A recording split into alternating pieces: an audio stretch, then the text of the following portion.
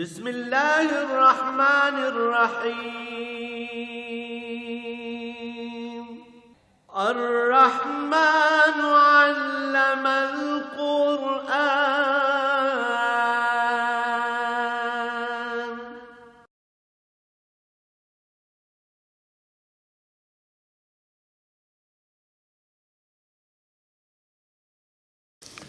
الحمد لله رب العالمين والصلاة والسلام على حبيبه محمد وآله وصحبه أجمعين. أعوذ بالله من الشيطان الرجيم. بسم الله الرحمن الرحيم. وأوحينا إلى موسى أن أسر بعبادي إنكم متبعون فأرسل فرعون في المدائن حاشرين إن هؤلاء لشرذمة قليلون وإنهم لنا لغائظون وإنا لجميع حاذرون فأخرجناهم من جنات وعيون وكنوز ومقام كريم كذلك وأورثناها بني إسرائيل فأتبعهم مشركين فلما ترى الجمعان قال أصحاب موسى إنا لمدركون قال كلا إن معي ربي سيهدين. اللهم سبحانك لا علم لنا إلا ما علمتنا إنك أنت العليم الحكيم.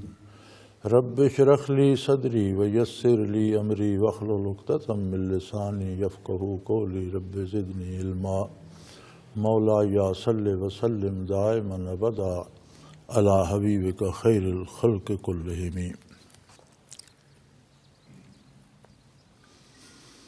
وأوحينا إلى موسى أن أسر بعبادي إنكم متبعون.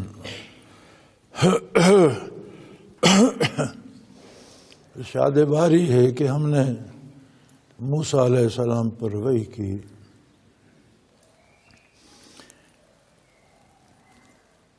کہ آپ میرے بندوں کو لے کر نکلیں. انکم متبعون، یقیناً فرعونی آپ کا تعاقب کریں گے. جادوگروں کے مقابلے کے بعد بھی اور بے شمار دیگر معجزات دیکھنے کے بعد بھی جب فرعون اور اس کی قوم نے ایمان قبول نہ کیا تو اللہ کریم نے موسیٰ علیہ السلام پر وحی فرمائی کہ آپ بنی اسرائیل کو لے کر راتوں رات نکل جائیے، اور یہ بھی فرما دیا کہ یہ تمہارے پیچھے آئیں گے. انسان جب معرفت باری سے ناآشنا ہوتا ہے تو اپنی تجویزیں اپنی تدبیریں لڑاتا رہتا ہے. اگر عظمت باری کا احساس ہو تو پھر اس کی تدبیر اللہ کے حکم کے تابع ہوتی ہے اور وہ اسباب میں داخل ہوتی ہے. جائز اسباب کا اختیار کرنا شرعی طریقہ ہے، لیکن اسے نتائج کی امید اللہ کریم سے ہوتی ہے. اسباب اس لیے اختیار کیے جاتے ہیں کہ سبب اختیار کرنے کا حکم ہے، اور جب حکم الہی ہے تو پھر سبب بھی وہی اختیار کرنا ہوگا جو اللہ کی طرف سے جائز ہے. شریعت کے باہر کا کوئی ہیلا جائز نہیں ہوگا.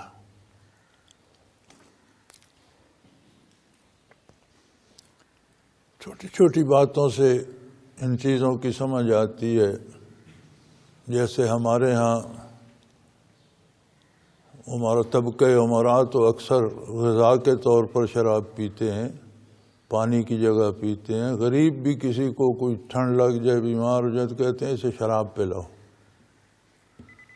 اب علاج کرنا تو سنت ہے، لیکن اگر شراب علاج ہوتا تو اللہ اسے حرام کیوں فرماتا؟ بیماری میں بھی شراب پیے گا تو وہی گناہ ہوگا جو صحت میں پیتا ہے، حرام پینے کا گناہ ہوگا. اسباب بھی دائرۂ شریعت کے اندر ہونے چاہیے، چونکہ اسباب سے کچھ نہیں ہوتا. جو بھی کرنا ہوتا ہے وہ اللہ کریم خود کرتے ہیں، نتائج اللہ مرتب کرتے ہیں. تو پھر جن چیزوں کو اللہ نے حرام کر دیا ہے ان کو سبب بنانے کا کیا فائدہ؟ اللہ کی نافرمانی کر کے آپ اللہ سے کوئی فیصلہ تو نہیں لے سکتے۔ اطاعت کر کے بھی بندہ فیصلہ اپنی مرضی کا نہیں لے سکتا، فیصلے وہ اپنی مرضی سے کرتا ہے، اس لیے کہ وہ کائنات ساری کا رب العالمین ہے اور ہر کام اس کی مرضی کے مطابق ہوتا ہے، اب اس کے اپنے فیصلے ہیں۔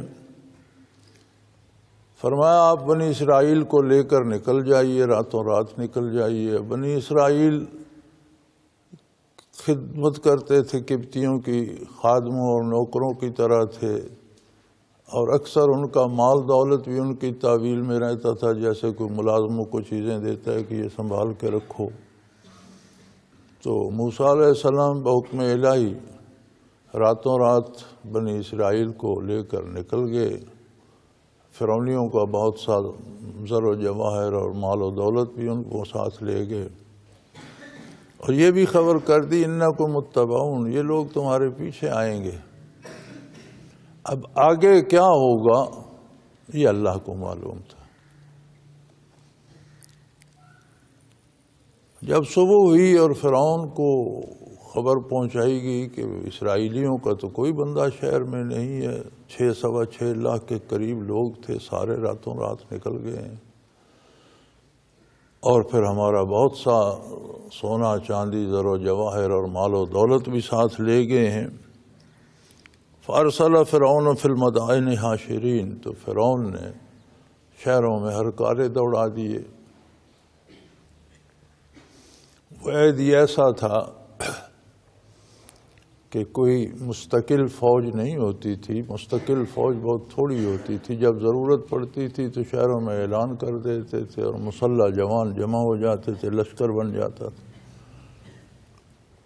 تو اس نے شہروں میں ہرکارے دوڑا دیے اور کہنے لگا ان ہؤلاء لشرذمۃ قلیلون، یہ بہت تھوڑی سی جماعت ہے، کمزور لوگ ہیں، کوئی ان کی حیثیت نہیں ہے۔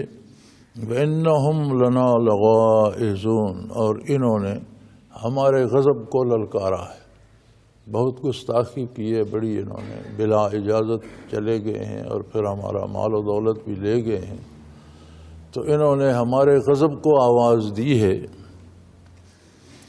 وَإِنَّا لَجَمِيعٌ حَاذِرُونَ،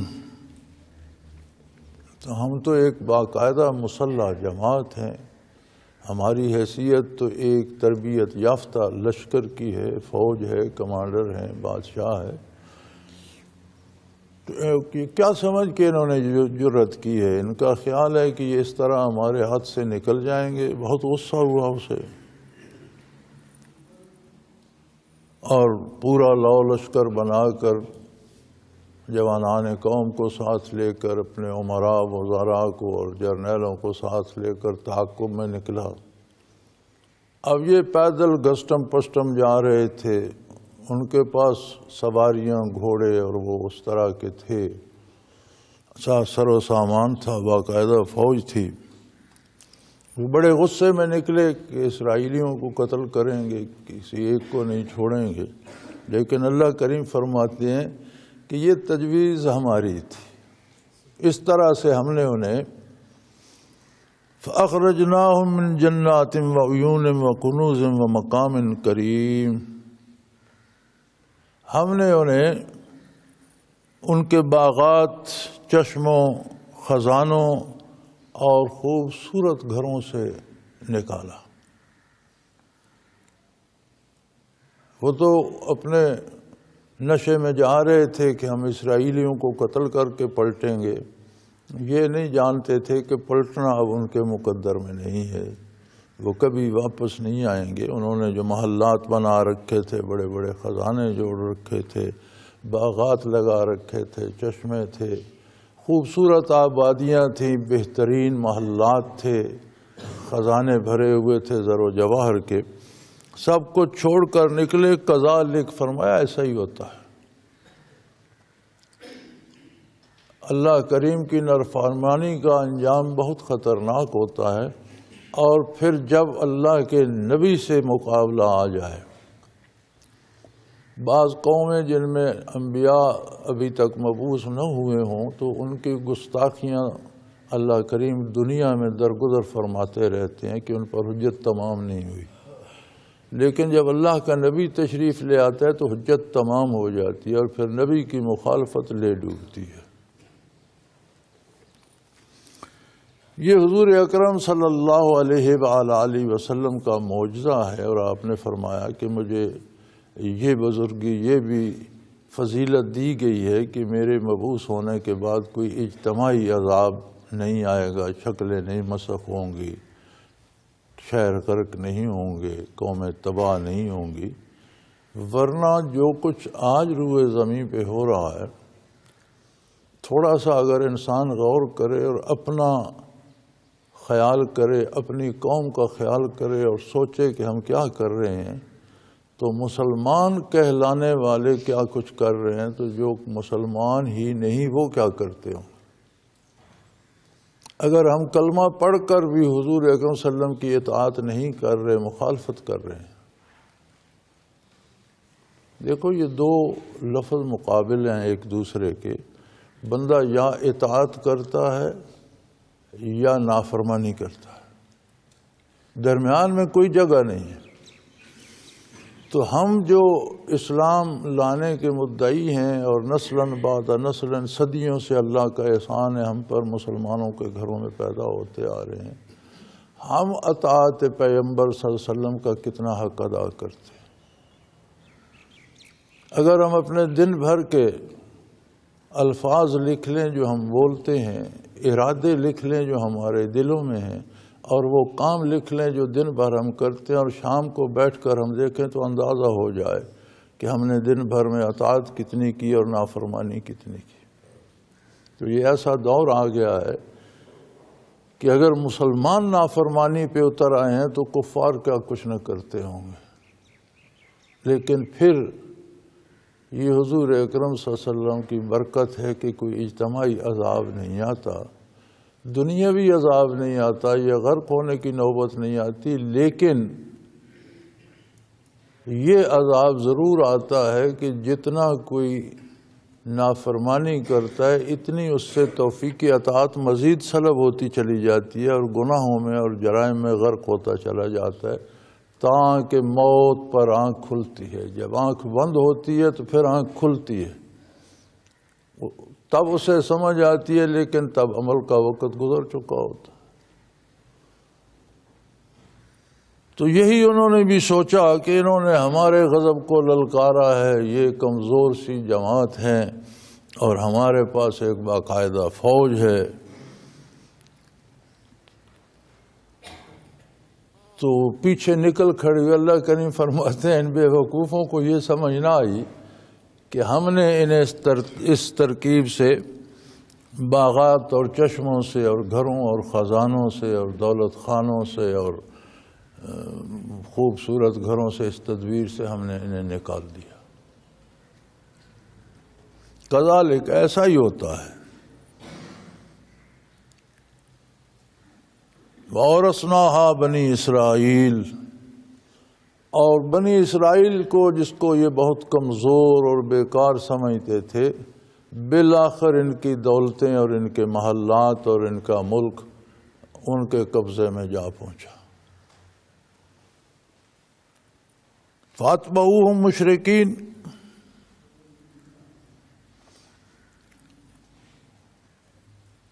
چنانچہ صبح صبح فرعونی بھی پیچھے نکل کھڑے ہوئے۔ رات کو اسرائیلی نکلے تھے، فرعونی صبح صبح نکل کھڑے ہوئے۔ ان کا سفر پیدل زیادہ تھا، تھوڑے اسباب تھے، ہوں گی کچھ سواریاں بھی ہوں گی، کچھ ریڑے گڑیاں بھی ہوں گی، لیکن وہ اس ایک تازہ دم لشکر کے مقابل میں تو نہیں تھے، ان کے پاس گھوڑے اور سواریاں تھیں۔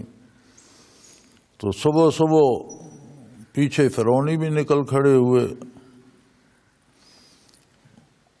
اور دن نکلتے نکلتے انہوں نے انہیں جا لیا۔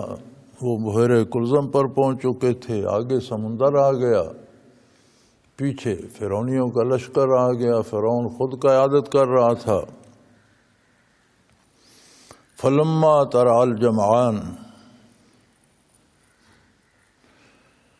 جب دونوں جماعتیں ایک دوسرے کے سامنے ہوئیں اور فرعونیوں نے اسرائیلیوں کو دیکھ لیا، اسرائیلیوں نے فرعونی لشکر کو دیکھا تو گھبرا گئے۔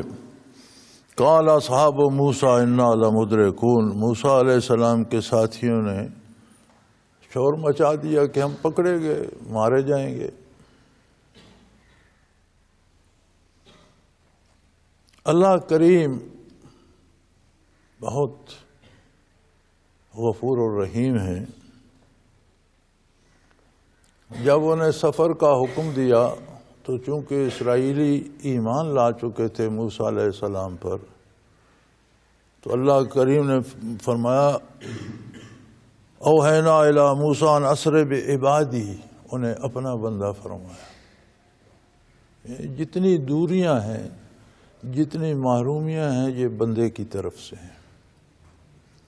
اللہ کریم کی رحمت بہت وسیع ہے، اور یہ ساری عمر فرعونیوں کی خدمت کرتے رہے۔ موسیٰ علیہ السلام کی بعثت تک انہیں دین کی بھی کوئی خبر نہیں تھی، عقیدے کا بھی کوئی پتہ نہیں تھا، لیکن جیسے ہی موسیٰ علیہ السلام سے ان کا تعلق استوار ہوا، ایمان لائے، تو اللہ نے اپنے بندے قرار دیے۔ اور یہاں بھی فرما رہے ہیں قال اصحاب موسیٰ، موسیٰ علیہ السلام کے ساتھی، یہاں بھی انہیں یہ درجہ دیا جا رہا ہے کہ اولو العزم پیغمبر کے ساتھی قرار دیا جا رہا ہے۔ تو فرمایا وہ تو گھبرا گئے، کہنے لگے پکڑے گئے، مارے جائیں گے، آگے سمندر ہے، آگے جاتے ہیں تو ڈوب جائیں گے، نہیں جاتے تو فرعونی قتل کر دیں گے۔ موسیٰ علیہ السلام نے فرمایا کاللہ، ایسا ہرگز نہ ہوگا۔ اللہ کے نبیوں کو اللہ کی وحی پر اتنا پختہ یقین ہوتا ہے کہ اس میں کسی تردد کا کوئی دخل نہیں ہوتا۔ کیا ہوگا یہ تو اللہ جانے، لیکن موسیٰ علیہ السلام کو یہ پتا تھا کہ اللہ نے ہمیں حکم دیا ہے نکلنے کا، سو وہ خود ہی راستے پیدا کرے گا اور خود ہی ہماری حفاظت فرمائے گا، ہم اس کی اطاعت میں نکلیں، یہ ہمارا کچھ نہیں، کاللہ، ہرگز نہیں، کچھ نہیں کر سکتے، یہ کچھ نہیں بگاڑ سکتے۔ اس لیے ان معی ربی سیہدین، میرے ساتھ میرا پروردگار ہے، وہ راستہ نکال دے گا۔ یہاں بھی معیت باری کو موسیٰ علیہ السلام نے اپنی ذات تک مخصوص رکھا ہے، ان معی ربی، میرے ساتھ ہے، اور پھر ربی فرمایا، ان اللہ معی نہیں فرمایا کہ اللہ میرے ساتھ ہے، ان معی ربی، میرے ساتھ میرا پروردگار، یعنی معیت اللہ کی طرف سے صفاتی ہے، نبی کی ذات کے ساتھ ہے، باقی کسی کو نصیب ہوگی تو نبی کے دامن تھامنے سے ہوگی۔ انبیاء کو معیت ہمہ وقت نصیب ہوتی ہے، ہر وقت اللہ کریم ان کے ساتھ ہے، لیکن اللہ کی طرف سے معیت صفاتی ہوتی ہے، رب اللہ کا صفاتی نام ہے۔ تو فرمایا ان معی ربی سیہدین، میرے ساتھ میرا پروردگار ہے، وہ مجھے راستہ دکھائے گا۔ فَأَوْحَيْنَا إِلَىٰ مُوسَىٰ أَنِ اضْرِب بِّعَصَاكَ الْبَحْرَ، تو ہم نے موسیٰ علیہ السلام پر وحی فرمائی کہ اپنا عصا سمندر پر ماریے۔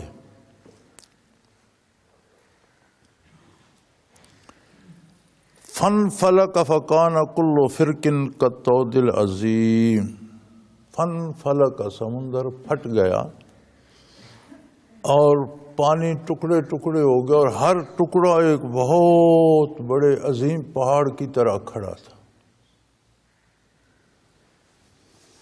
انسانی عقل بھی بڑی عیار ہے اور بڑے ہیلے تراشتی ہے۔ اب یہاں الفاظ پہ غور کریں تو بڑی واضح بات ہے کہ ہم نے موسیٰ علیہ السلام کو حکم دیا کہ سمندر کو اپنی لاٹھی ماریں، ان اضرب بعصاک البحر، اپنے عصا سے سمندر پر ضرب لگائیں۔ فانفلق، سمندر پھٹ گیا۔ فَقَانَ كُلُّ فِرْقٍ كَالطَّوْدِ الْعَظِيمِ، ایک بہت بڑے پہاڑ کی طرح پانی کے ہر ٹکڑا جو ہے وہ ایک پہاڑ کی طرح کھڑا ہو گیا، کیونکہ 12 قبائل تھے۔ مفسرین فرماتے ہیں کہ اللہ نے 12 راستے پیدا کر دیے اور سمندر پھٹ گیا اور اس میں 12 راستے بن گئے۔ اللہ نے ایسی ہوا چلائی کہ وہ خشک بھی ہو گئے، پانی پہاڑ بن کر کھڑا تھا، کناروں پہ پانی کے پہاڑ کھڑے تھے۔ اب یہاں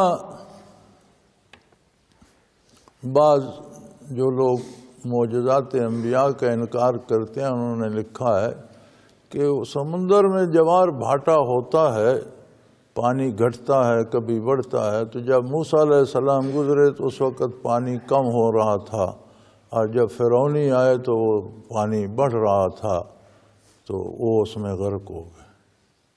لیکن قرآن کریم جوار بھاٹے کی بات نہیں کرتا، قرآن کریم واضح فرماتا ہے کہ ہم نے حکم دیا کہ پانی پر سمندر پر بحر پر عصا ماریے۔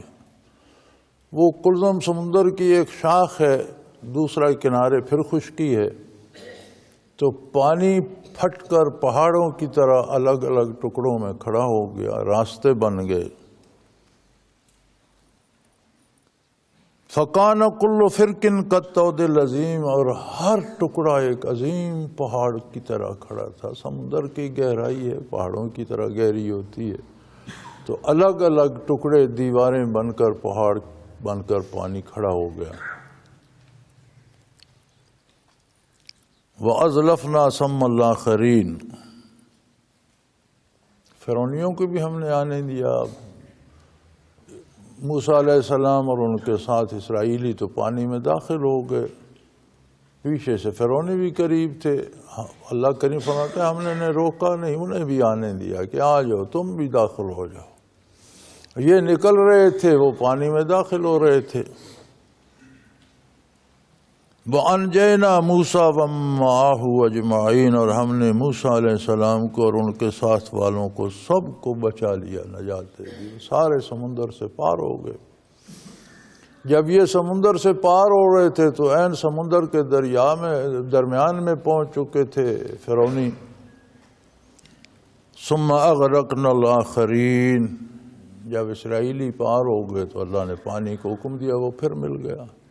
اب سمندر کا پانی تھا، پہاڑوں کی طرح کھڑا تھا، جب ملا تو جو آگے اندر سب کو ملیا میٹ کر دیا۔ سفیدوں نے انہیں اٹھا اٹھا کر پٹکا اور سارے تباہ و برباد ہو گئے۔ ثم اغرقنا الآخرین، اور دوسروں کو ہم نے غرق کر دیا، تباہ و برباد ہو گئے۔ وہ ایک لمحے میں، آنے واحد میں، ایک عظیم سلطنت کا خود مختار فرما روا اور اپنے آپ کو خدا کہلانے والا اور اپنے آپ کو سجدے کروانے والا اور خزانوں اور دولت اور لو لشکر کا مالک آنے واحد میں فنا کی گھاٹ اتر گیا۔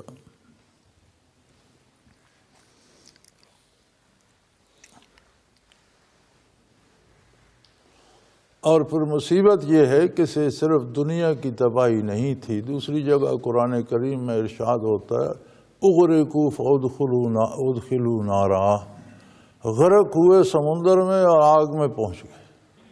ڈوبے تو پانی میں تھے لیکن برزخ میں آگ میں پہنچ گئے۔ اور ایک اور جگہ ارشاد ہوتا ہے النار یعرضون علیہا غدوا وعشیا، صبح شام ان پر تازی آگ بھیجی جاتی۔ اب کچھ لوگوں کو اس عید میں برزخ کے عذاب و ثواب سے بھی انکار کی عادت ہو گئی ہے، حالانکہ برزخ کا عذاب و ثواب بھی ضروریات دین میں سے، اور اس کا انکار صحیح نہیں ہے، ضروریات دین کا انکار ہے۔ اب فرعون کی لاش بعد میں برآمد ہوئی، پھر تب سے قاہرہ کے عجائب گھر میں آج تک بھی پڑی ہے، ایک شیشے کے تابوت میں رکھی ہے۔ بظاہر ظاہری آنکھوں سے دیکھنے سے تو کچھ پتہ نہیں چلتا، لیکن اللہ فرماتے ہیں کہ النار یعرضون علیہا غدوا وعشیا، نہ صرف فرعون پر، اس کے سارے لشکر پر جتنے لوگ اس کے ساتھ غرق ہوئے تھے سب کے سب پر صبح شام تازی آگ بھیجی جاتی ہے۔ تو انکار کی گنجائش نہیں ہے۔ اب یہ اور بات ہے کہ ہم سمجھیں کہ ہماری ان ظاہری آنکھوں کو نظر نہیں آتا، تو وہی ظاہری آنکھوں سے تو آخرت نظر نہیں آتی۔ جب کوئی آخرت میں داخل ہوتا ہے تو پھر اسے وہاں پتہ چلتا ہے۔ یہاں سے آپ کو دنیا کا کوئی، یہاں سے دیوار سے باہر آپ کو ہمیں نظر کچھ نہیں آ رہا، تو آخرت کہاں سے نظر آئے گی؟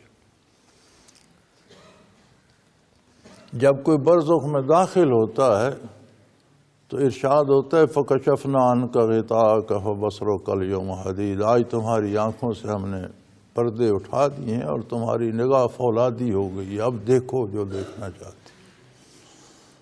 پھر وہاں سب کچھ نظر آتا ہے۔ دوسری بات یہ ہے کہ اگر ہمیں نظر بھی آئے تو جو چیزیں ہمیں نظر آتی ہیں ہم ان کی حقیقت بھی نہیں جان سکتے۔ ہمیں ان کا ظاہر نظر آتا ہے، حقیقت نہیں ہم جان سکتے۔ پھر کبھی ظاہر میں بھی دھوکہ کھا جاتے ہیں، ہم کہتے ہیں وہ بیل کھڑا ہے، پھر ذرا قریب جاتے ہیں، نہیں بیل تو نہیں، اس سے کوئی چھوٹا جانور ہے، کوئی گدھا ہوگا، اور قریب جاتے ہیں تو وہ جاڑی نکلتی۔ اس عالم میں ہمارے دیکھنے کا تو یہ حال ہے۔ لہذا سارا مدار ہے اللہ کے نبی اور اللہ کے رسول پر اعتبار کا۔ ایک رواج ہو گیا ہے، لوگ بڑی آسانی سے بڑے آرام سے کہہ دیتے ہیں، جی ہاں کہتے ہیں، مولوی کہتے ہیں عذاب ہوگا ثواب ہوگا، پر کس نے دیکھا ہے؟ کوئی دیکھ کر آیا ہے؟ ہاں، اللہ کے رسول صلی اللہ علیہ وسلم، آقا نامدار صلی اللہ علیہ وسلم دیکھ کر آئے۔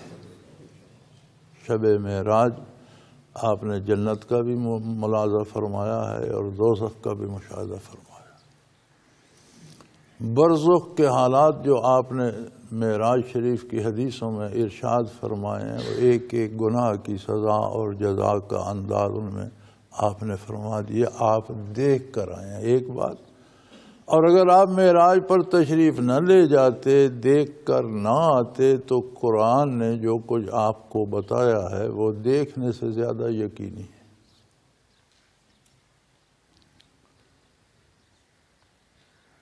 تو ایسا کیوں کہتے ہیں ہم لوگ؟ معجزات کا انکار کیوں کرتے ہیں؟ بد نصیبی ہے، نبی علیہ الصلوۃ والسلام سے تعلق میں کمزوری ہے۔ جب ایک طرف سے تعلق کمزور ہوتا ہے، روشنی سے تعلق کمزور ہوتا ہے، تو اندھیرے کی طرف جاتا ہے۔ تو یہ بدبختی ہے، بد نصیبی ہے لوگوں کی، جو یہ شوشے چھوڑتے رہتے ہیں، خود بھی گمراہ ہوتے ہیں، دوسروں کو بھی گمراہ کرتے ہیں۔ چنانچہ نبی کی مخالفت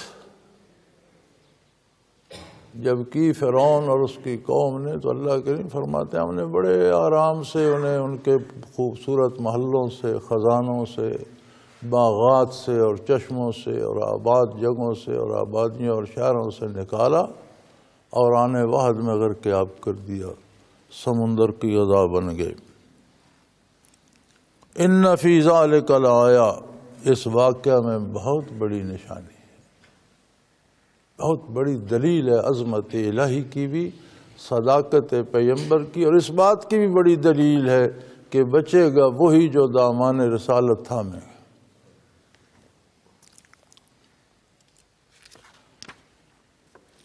وما کان اکثرهم مؤمنین، اس لیے کہ یہ ایسا گروہ تھا جن کی اکثریت ایمان لانے والی نہیں تھی، یہ ایمان سے دور تھے، اللہ کے نبی کے دامن سے وابستہ نہ ہوئے، یہ محرومی تھی۔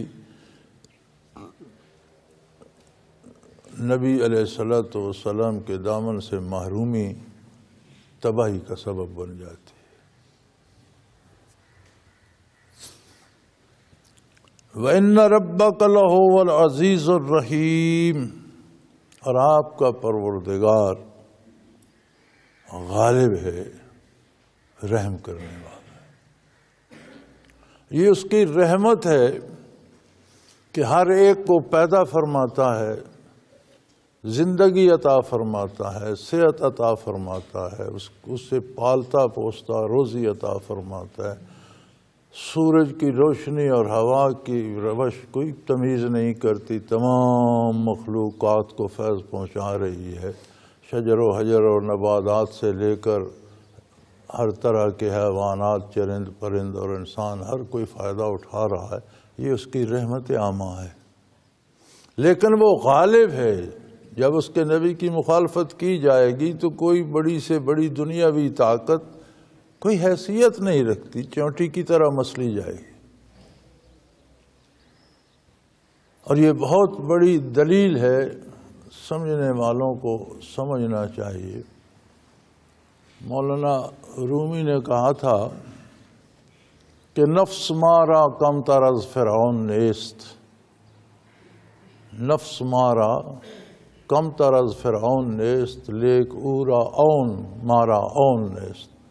وہ فرماتے ہیں کہ نفس تو ہمارا بھی فرعون سے کم نہیں ہے سرکشی میں، اس کے پاس طاقت تھی، اس نے اس کا مظاہرہ کیا، اور ہمارے پاس طاقت نہیں ہے۔ جتنی جس کے پاس طاقت آتی ہے، سوائے اس کے کہ کسی کو اللہ بچا لے، اتنا چھوٹا موٹا فرعون وہ بن جاتا ہے۔ جتنی کسی کے پاس وسائل ہوتے ہیں، دولت ہوتی ہے، جتنا عہدہ آ جاتا ہے، اتنی اکڑ اس میں بھی آ جاتی ہے۔ تو فرماتے ہیں اللہ اگر عظمت دے، دولت دے، عہدہ دے، حکومت دے، اختیار دے، تو اس کا مزید شکر ادا کرنا چاہیے، اس پر فرعون کی طرح اکڑنا نہیں چاہیے۔ پھر ہر عہدہ اور ہر اختیار اپنے حقوق بھی رکھتا ہے اور فرائض بھی رکھتا ہے۔ حقوق اپنے ہر بندہ اگر چاہے تو معاف بھی کر سکتا ہے، لیکن فرائض سے جان نہیں چھڑا سکتا، فرائض اسے ادا کرنا ہوتا ہے۔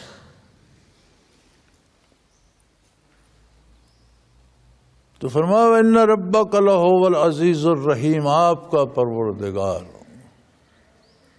سبحان اللہ۔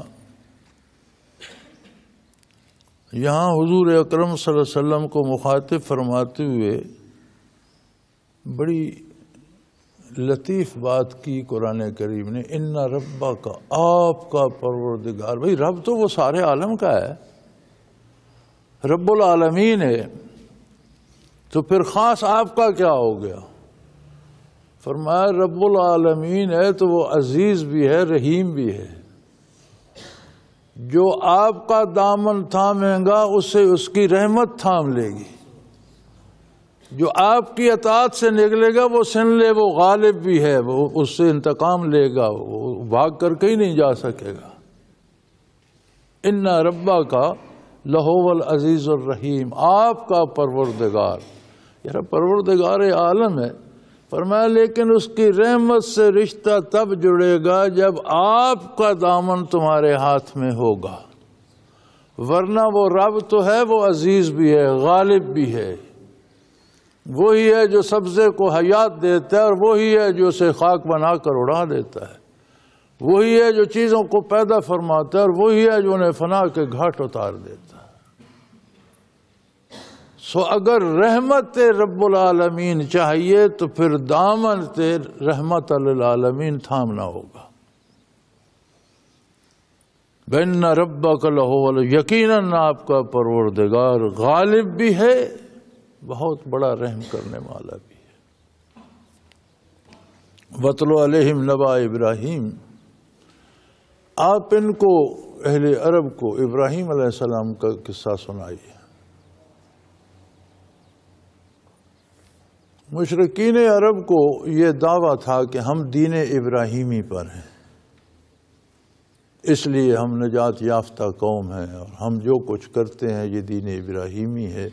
اللہ کریم نے فرمایا کہ تم نام ابراہیم علیہ السلام کا لیتے ہو، دعویٰ ان کے نام کا کرتے ہو، کام سارے تمہارے مشرکانہ ہیں، بتوں کو پوجتے ہو اور غیر اللہ سے امیدیں وابستہ رکھتے ہو۔ تو فرمایا انہیں پڑھ دیجئے، انہیں ابراہیم علیہ السلام کا قصہ جو آپ پر نازل ہوا ہے، کہ ان کی تو ابتدا ہی یہ تھی کہ بچپن میں ہی والد سے ہی کہنے لگے اذ قال لأبیہ وقومہ ما تعبدون.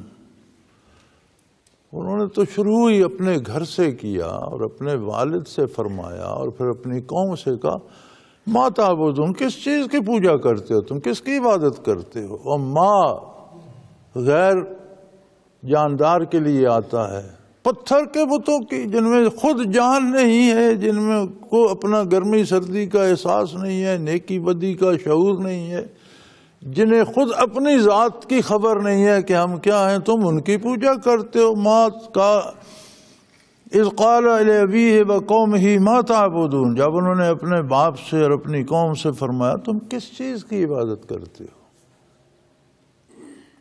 قالوا نعبد اصناما، وہ کہنے لگے ہم بتوں کی پوجا کرتے ہیں.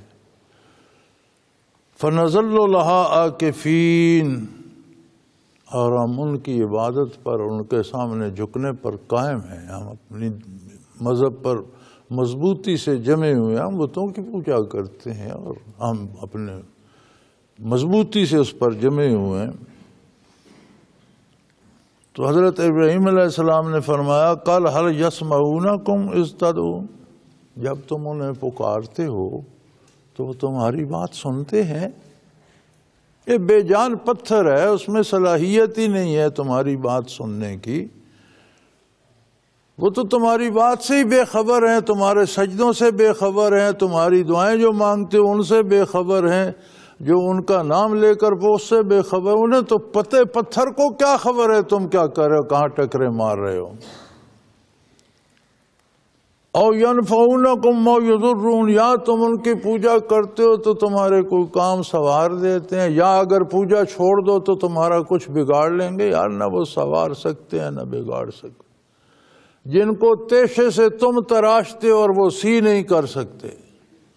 ایک کو تراش کر تم بت خانے کی فرش پہ لگا دیتے ہو، ایک کو تراش کر اس سے دیوار بنا، ایک کو تراش کر تم حاجت روا بنا لیتے ہو. کیا تماشا ہے. نہ وہ تمہاری بات سن سکتے ہیں، نہ تمہیں جواب دے سکتے ہیں، نہ تم ان کی پوجا کرتے رہو تمہارا کوئی سنوار سکتے ہیں، اور اگر پوجا چھوڑ دو تو تمہارا بگاڑ بھی کچھ نہیں سکتے. قالوا بل وجدنا آباءنا كذلك يفعلون، اب ان کے پاس کوئی دلیل تو تھی نہیں،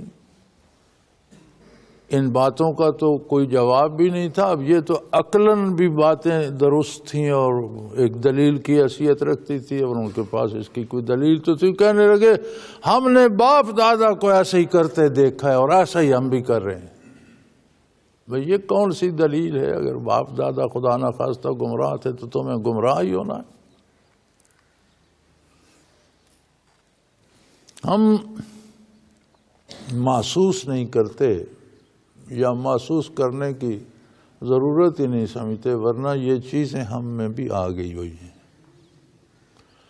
آپ دیکھیں ہمارے رواج، ہماری رسومات، ہمارے شادی بیاہ، ہمارے مرنے تک کی رسومات خاندانی رسومات میں ڈھل گئی ہیں اور شرعی قواعد ہمیں بھول گئے. ایسا ضرور کرنا ہے، کیوں کرنا ہے؟ میرے باپ دادا ایسے کرتے تھے، میرے خاندان کی یہ روایت ہے.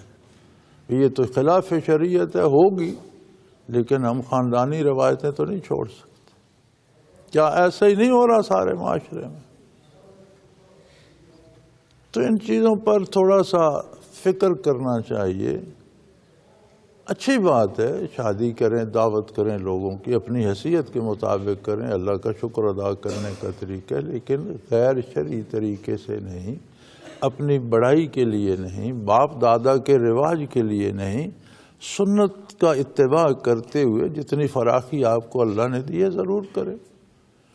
خوشیاں منانے پر کوئی اسلام پابندی نہیں لگاتا، لیکن ان کی حدود و قیود ہیں. خوشیاں منانے کے لیے بھی بندہ بے لگام نہیں ہو جاتا. شرعی حدود کے اندر رہے، اچھے کام پر خوشی منائیں، کون منع کرتا ہے؟ لیکن ہمارے ہاں تو وہی باپ دادوں والی رسومات آ گئی ہیں نا، ہر خاندان کی اپنی اپنی ہے، وہ اس کا اتباع ضروری سمجھتا ہے، ورنہ کہتا ہے چھوڑ دی تو ناک کٹ جائے گی. شریعت کو چھوڑ دو تو ناک اتنی مضبوط ہے نہیں کٹتی، رواج کو چھوڑ دو تو کٹ جاتی ہے، عجیب ناک ہے بھائی۔ تو یہ جو چھوٹی چھوٹی چیزیں جنہیں ہم بظاہر چھوٹی سمجھتے ہیں، یہ دامان نبوت سے دور کر دیتی۔ آپ کا کوئی ملازم ہو، آپ کے ساتھ کام کرتا ہو، روز دن بھر چھوٹی چھوٹی غلطیاں کرتا ہو، تو آپ کتنے دن ساتھ رکھیں؟ چھوٹی غلطی بھی غلطی ہوتی ہے، اور جب چھوٹیاں جڑتی ہیں تو انہی سے بڑی بن جاتی ہیں۔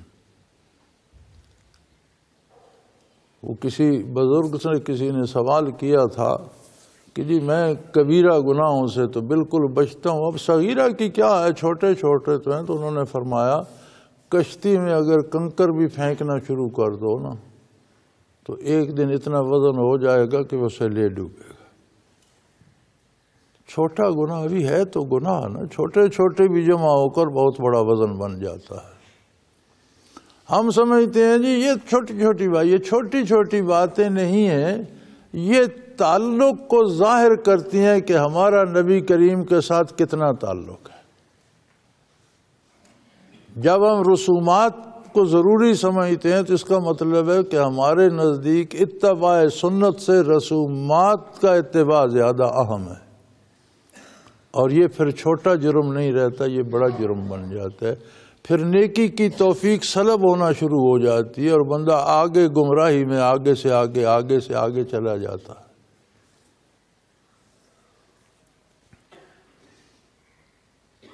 تو وہ کہنے لگے جی ہمارے پاس اور تو کوئی دلیل، ہمارے باپ دادا ایسا ہی کرتے تھے، ہم نے باپ دادا کے رسم کو اپنا رکھا ہے، اب اسے چھوڑ دیں تو ناک کٹوا بیٹھے ہیں، ہم تو اسی پر جمے ہوئے ہیں۔ قَالَ أَفَرَأَيْتُم مَا كُنتُمْ تَعْبُدُونَ أَنتُمْ وَآبَاؤُكُمُ الْأَقْدَمُونَ فَإِنَّهُمْ عَدُوٌّ لِّي إِلَّا رَبَّ الْعَالَمِينَ۔ انہوں نے فرمایا دیکھو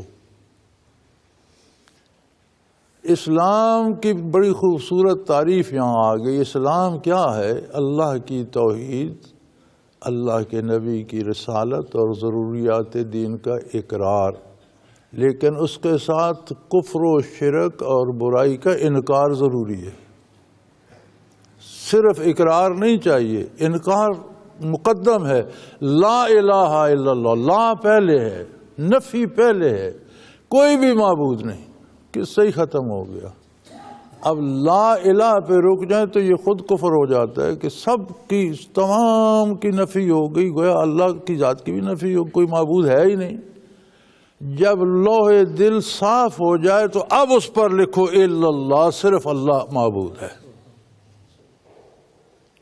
اگر یہ کہا جائے کہ اور بھی چھوٹے موٹے ہیں لیکن اللہ سب سے بڑا معبود ہے، تو اسلام نہیں، پھر بھی کفر ہی رہے گا، شرک آئے گا، اس میں شراکت آئے گی، تھوڑی صحیح ہے تو شراکت، ساجداری تو بن گئی تھوڑی صحیح، پائی کا حصے دار بھی حصے دار تو ہوتا ہے، شریک تو ہوتا ہے۔ تو اسلام نے لا جو نافیہ ہے، نفی کرنے والا ہے، اس کو مقدم رکھا ہے۔ لا الہ، کوئی معبود ہے ہی نہیں الا اللہ، مگر اللہ ہے۔ تو یہاں حضرت ابراہیم علیہ السلام نے ان سے کہا دیکھو یہ جو تم ہو، تمہارا قومی مزاج ہے، تمہاری رسومات ہیں، اور تمہارے بت جن کی تم پوجا کرتے ہو، تم بھی اور تمہارے پہلے باپ دادا بھی، فَإِنَّهُمْ عَدُوٌّ لِّي، یہ سب میرے دشمن ہیں، میری ان سب کے ساتھ دشمنی ہے، میں ان کا دشمن ہوں، یہ میرے دشمن ہیں۔ گویا توحید کا ماننا یہ ہے کہ شرک کا انکار کیا جائے، صرف اقرار کافی نہیں ہے، اسلام کا اقرار ہی کافی نہیں ہے، کفر کا انکار بھی ضروری ہے۔ یہ جو بین المذاہب ہم آہنگی ہے، یہ نہیں چلتی۔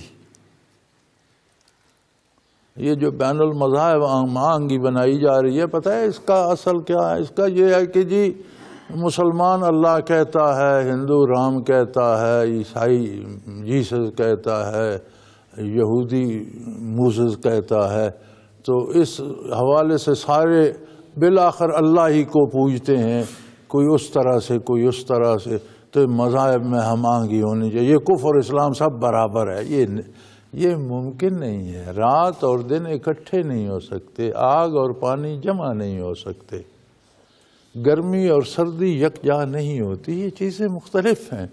اسلام اور کفر یکجا نہیں ہو سکتا۔ ہاں آپ یہ ضرور کریں کہ ہر کافر کے بھی انسانی حق ہیں، اسے انسانی حقوق سے محروم نہ کیا جائے، اس کے ساتھ ناروا ظلم نہ کیا جائے، زیادتی نہ کی جائے، اس کا مال نہ لوٹا جائے، اس کی عزت نہ لوٹی جائے، اسے سہولتیں دی جائیں، بیمار ہو تو علاج کی، ملازمت کی، روزگار کی، اس کے بچوں کی تربیت کی، سکول کی، تعلیم کی، علاج معالجے کی، یہ ساری ضرورتیں ریاست اسلامی کا حق ہے اسے دے۔ مسلمان کا حق ہے کہ اپنے کافر پڑوسی کی بھی عزت و آبرو اور ناموس کا لحاظ کرے اور اس کا احترام کرے، اس سے زیادتی نہ کرے، لیکن دونوں ایک نہیں ہو سکتے۔ اسلام اسلام ہے اور کفر کفر ہے۔ کفر اور اسلام میں ہم آہنگی نہیں ہو سکتی۔ کافر کے بحیثیت کافر بھی اپنے انسانی حقوق اس کے بحال ہیں۔ سو ابراہیم علیہ السلام نے یہاں توحید باری بیان کرنے سے پہلے ان کے شرک کا انکار کیا۔ یہی کلمہ اسلام بھی ہے، لا الہ الا اللہ۔ تو فرمایا قالا رأیتم، بھلا تم دیکھتے ہو، غور کرو، جن کی تم پوجا کرتے ہو، تم بھی، تمہارے باپ دادا متقدمین بھی، یہ سب میرے دشمن ہیں سوائے رب العالمین کے۔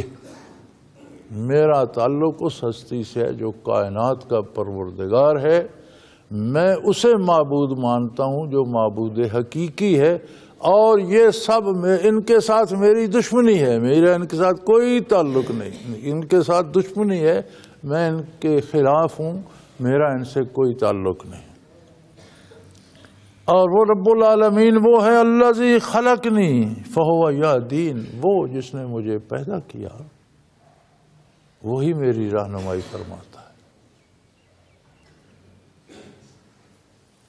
والذی هو یطعمنی ویسقین، اور وہی ہے جو مجھے روزی دیتا ہے، کھانا پینا رزق عطا کرتا ہے، جس نے پیدا کیا ہے وہی میرا رب ہے، وہی کائنات کا رب ہے۔ بتوں کی طرف سے مجھے کوئی نفع نہیں ملتا، نہ مجھے بتوں کے ساتھ تو میری تو دشمنی ہے۔ فَإِذَا مَرِضْتُ فَهُوَ يَشْفِينِ، اور جب میں بیمار ہوتا ہوں وہی شفا عطا کرتا ہے۔ صحت بیماری کا مالک بھی وہ ہے، پیدا کرنے اور مارنا بھی اس کے اختیار میں ہے، روزی رزق عہدہ درجہ یہ سارے نعمتیں اس کے اختیار میں ہیں۔ والذی یمیتنی ثم یحیین، اور وہی قادر ہے جو مجھے موت بھی دے گا، مجھے اس دنیا سے جانا بھی ہے، یہاں ہمیشہ نہیں رہنا، وہ پھر مجھے زندگی بھی بخشے گا۔ یہ نہیں کہ ایک دفعہ اس نے پیدا کر کے چھوڑ نہیں دیا، پیدا کر کے پال رہا ہے، ساری ضرورتیں پوری کر رہا ہے، پھر مر کر اس کی بارگاہ میں جانا ہے، وہاں زندہ ہو کر پھر جواب دینا ہے۔ والذی اطمع یغفر لی خطیئتی یوم الدین، اور وہی ہستی ہے جس سے میں یہ امید رکھتا ہوں کہ وہ میری خطائیں حساب کتاب کے دن معاف فرما دے گا۔ انبیاء معصوم عن الخطا ہوتے ہیں، نبیوں سے گناہ کا صدور نہیں ہوتا، لیکن عظمت الہی کا تقاضا یہ ہے کہ وہ معمولی سی جو بھول چوک ہو جاتی ہے، جو گناہ میں داخل نہیں ہوتی، اسے بھی خطا کر کے فرما رہے ہیں کہ میری خطائیں وہ معاف فرمائے گا۔ یہ نوید ہے، خطا کاروں کے لیے کہ کوئی بڑی خطا بھی اس کی بارگاہ میں بڑی نہیں ہے۔ اگر وہ رحم فرما دے، نبی علیہ السلام کا دامن تھام لو، رحمت للعالمین کے زیر سایہ آ جاؤ، اللہ کی رحمت پالو، تو خطائیں بخشی جا سکتی ہیں۔ وہ غفور الرحیم ہے، وہ رحم کرنے والا ہے۔ اسی سے میں امید رکھتا ہوں کہ وہ میری تمام خطائیں حساب کتاب کے دن معاف فرما دے گا۔ رب ہب لی حکما، اے میرے پروردگار مجھے حکم عطا کر، رب ہب لی حکما۔ امام راضی رحمۃ اللہ تعالی علیہ فرماتے ہیں، اکثر علماء نے یہاں حکم سے حکمت، دانش، علم مراد لیا ہے۔ امام راضی فرماتے ہیں کہ علم و دانش اور حکمت تو نبی کو جب نبوت عطا ہوئی تو سب کچھ عطا ہو گیا، تو حکمہ سے مراد یہ ہے کہ مجھے طاقت عطا کر، قوت نافذہ عطا کر کہ میں تیرے احکام کو نافذ کر سکوں۔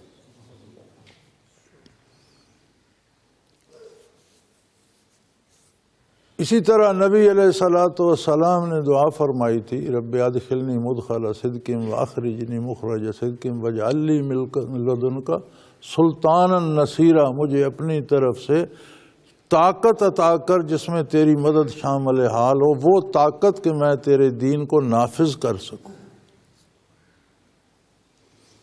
تو اگر کوئی سیاسی رتبہ پانا چاہتا ہے یا فوجی عہدہ پانا چاہتا ہے یا اور کوئی سول سروس میں آگے جانا چاہتا ہے، اس نیت سے کہ مجھے جتنا اختیار ملے گا، جو میرے بس میں ہوگا، اتنا میں اللہ کی شریعت کے مطابق فیصلے کروں گا، اتنی میں شریعت نافذ کروں گا، تو یہ مسنون ہے، یہ انبیاء کا طریقہ ہے۔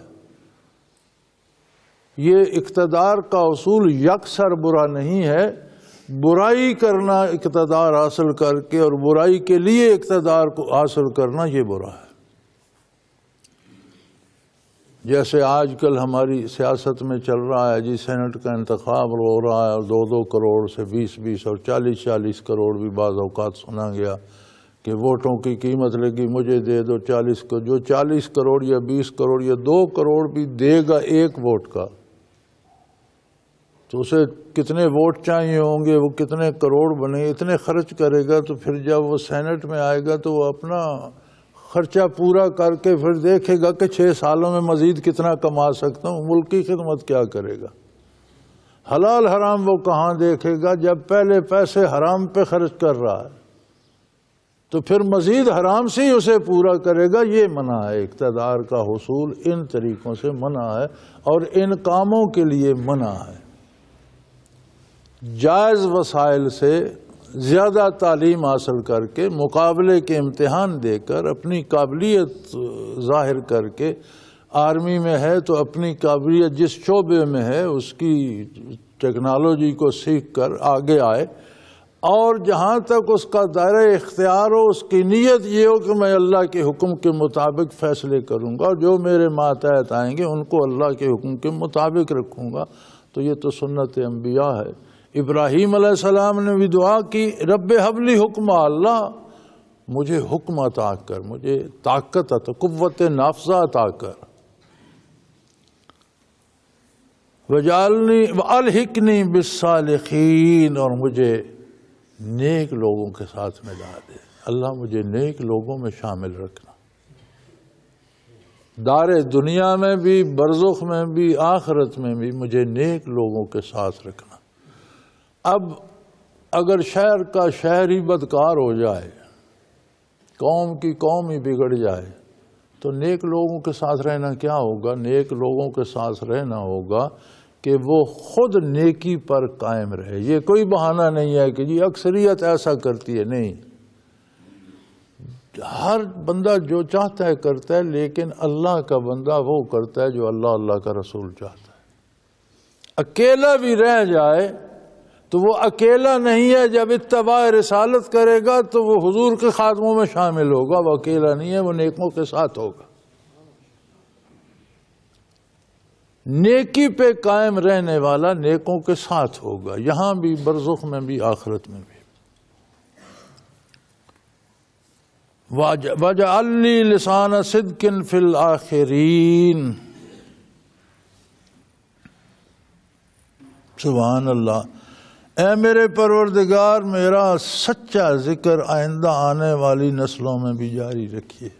انہوں نے یہ بھی دعا کی، اللہ کی جو میں کھری کھری باتیں کر رہا ہوں، جو میں سچ بیان کر رہا ہوں، جو میں تیرے دین کی حقانیت بیان کر رہا ہوں، اس کے ساتھ اس ذکر کو میرے نام کے ساتھ قائم رکھنا۔ تو آج بھی آپ پڑھتے ہیں نا، اللہم صلی علی محمد وعلی آل محمد کما صلیت علی ابراہیم وعلی آل ابراہیم انک حمید، یہ دعا بھی آپ نے فرمائی تھی کہ اللہ میری ان کھری باتوں کو اور میرے نام کو بھی ساتھ قائم رکھنا، پیچھے بھی میرا ذکر جاری رکھنا۔ وجعلنی من ورثۃ جنت النعیم، اور مجھے اپنی نعمتوں سے بھری ہوئی جنت کے وارثوں میں سے بنا دے۔ اللہ مجھے جنت، جو تیری نعمتوں سے بھری ہوئی جنت ہے، اس کے وارثوں میں سے بنا دے، اس کے مالکوں میں۔ وراثت کی طرح، یعنی جنت مزدوری سے یا محنت سے نہیں ملتی، اس طرح عطا ہوتی ہے جیسے وراثت بغیر مشقت کے عطا ہو جاتی ہے، جنت اس طرح ملتی ہے۔ اب جنت بھی اللہ تو نہیں ہے، غیر اللہ ہے، تو جنت کی طلب اللہ کا اولو العزم رسول کیوں کر رہا ہے؟ اس لیے کہ جنت فی ذات ہی مقصد نہیں ہے، جنت دلیل ہے اللہ کی رضامندی کی۔ جنت ان کو ملے گی جن پر اللہ کریم راضی ہوں گے، خوش ہوں گے، اس لیے جنت طلب کی جاتی ہے کہ یہ دلیل ہے اللہ کی رضامندی کی۔ تو فرمایا اللہ مجھے جنت کے وارثوں میں سے بنا۔ جنت اس طرح ملتی ہے، وراثت مفت میں ملتی ہے نا، کچھ نہیں کرنا پڑتا، والد گزر گئے، جو ان کے پاس تھا وہ وراثت میں آ گیا۔ فرمایا جنت مفت میں ملتی ہے، یہ جو دنیا میں تم چند سجدے دیتے ہو، یہ جنت کی قیمت ادا نہیں کر سکتے۔ تمہاری عبادتیں یا تمہاری محنتیں اس کی قیمت نہیں بن سکتی، وہ بہت زیادہ قیمتی ہے تمہارا سرمایہ نہ ہونے کے بعد۔ تم نے تو جو نعمتیں پہلے لے لی ہیں، وجود پہلے لے لیا، رزق پہلے لے لیا، صحت پہلے لے لی، اولاد پہلے لے لی، بے شمار نعمتیں لے لی ہیں، تم تو ان کی قیمت ادا نہیں کر سکتے ہو، جنت کی کیا کرو گے؟ جنت تو تمہیں جس طرح وراثت ملتی ہے مفت میں ملنی ہے۔ وَاغْفِرْ لِأَبِي إِنَّهُ كَانَ مِنَ الضَّالِينَ، اور پھر والد کے لیے دعا فرمائی، میرے باپ کو بھی بخش دے رب العالمین، وہ بیچارہ بھٹکا ہوا تھا راہ سے۔ اس کے بعد اللہ کا حکم نازل ہوا کہ کسی ایسے شخص کے لیے جو کفر پر مرا ہو دعا نہ کی جائے۔ انہوں نے قرآن کریم میں اللہ کریم فرماتے ہیں اِنَّهُ لَأَوَّاءٌ حَلِيمٌ، وہ بڑے درد دل رکھنے والے اور بہت نرم مزاج تھے ابراہیم علیہ السلام۔ تو انہوں نے دعا کی، لیکن جب انہیں ارشاد ہوا کہ آپ کسی ایسے کے لیے دعا نہیں کر سکتے جو آپ پر ایمان نہیں لایا، تو انہوں نے علاجگی اختیار کر لی۔ اور کفر ایسی مصیبت ہے کہ کفر پر مر جائے تو اس کے لیے دعا کرنا بھی جائز نہیں ہے۔ دنیا میں اس کے لیے دعا کرنا جائز نہیں ہے تو آخرت میں اس کی شفاعت کون کرے گا؟ اور ایمان وہ نعمت ہے کہ بچ جائے تو لاکھوں دعائیں ملتی ہیں، شفاعت ہو سکتی ہے، اللہ کی مغفرت ملتی ہے، وہ کریم خود ہی معاف کر دے، وہ کریم کسی شفاعت پہ معاف کر دے، وہ کریم کسی دعا سے معاف کر دے، تو امید کی جا سکتی ہے۔ لیکن کفر ایسی مصیبت ہے کہ وہ ہر نعمت سے محروم ہو جاتا ہے۔